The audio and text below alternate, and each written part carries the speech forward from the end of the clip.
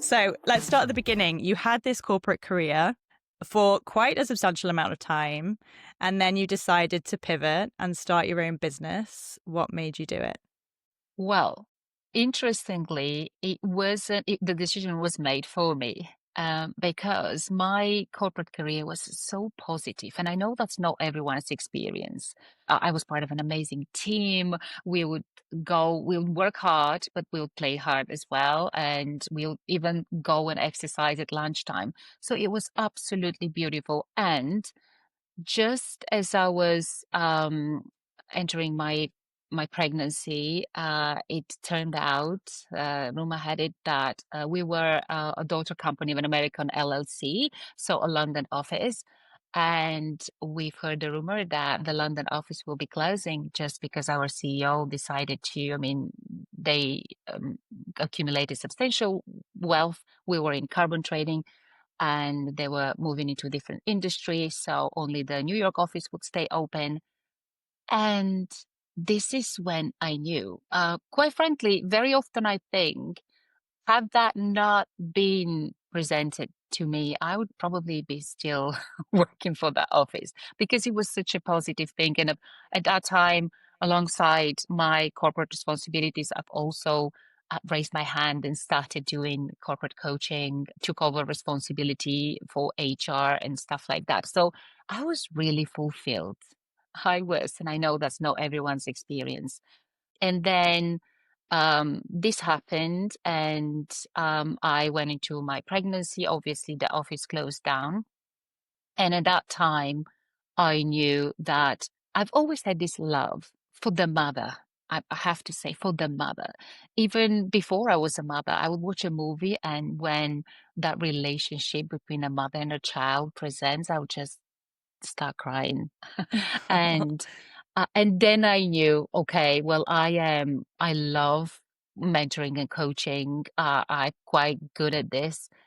And I love this human. I'm about to become this human, become a mother. And so I knew that I will be working for and in support of a woman who runs a business alongside motherhood. So that's how it all began. And I mean, it's lovely actually to hear that you had such a positive corporate experience because, and I think on this podcast, we're quite guilty of it. There are so many cases where women feel, particularly when they enter that season of motherhood, that they are somehow pushed out or the messaging changes and they don't feel like they are as welcome, which is really, really sad. And obviously, there is so much evolution for the corporate world to do in that sense in its relationship to mothers. But it's not okay to kind of slam all corporate experiences because it sounds like, and it's all about the people, isn't it? It sounds like you were just very happy there. I was really happy, Victoria. And very often now, when I tell my story, I do say I know that's not everyone's experience. I know I'm in the minority.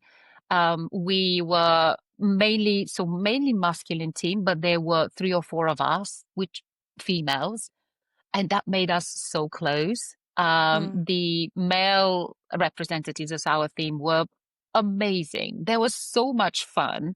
And again, I would say we would work hard when we had to, but we would also exercise. So my CEO came up with this thing about team building. Oh, I'm just going to get everyone to a corporate subscription so we can play tennis or we can exercise at lunchtime. And I know that's triggering for loads because the main stories that I hear were stories of burnout, but mine was different, and it was quite unique. And I feel very, very lucky and blessed to have had this experience.